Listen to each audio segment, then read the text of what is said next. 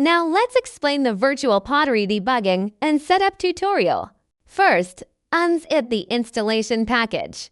Double-click to install the driver. Click Next and complete the installation. Connect the gesture interaction sensor to the computer USB port. After connecting, double-click the driver icon in the bottom right corner.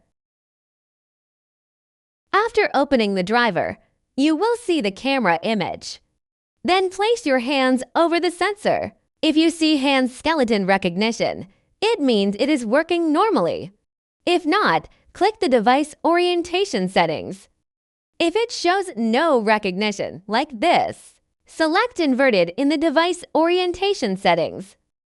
Then test again and the skeleton image will appear. This means it is working normally. Close the driver. Open the interactive software. Double-click the program to enter. After entering, place your hand above the sensor. Controls the virtual hand in the game to select and enter. After entering, use both hands to shape the clay, then control the hands to click Next. Select the top, middle, and bottom textures. After finishing, click Next to proceed.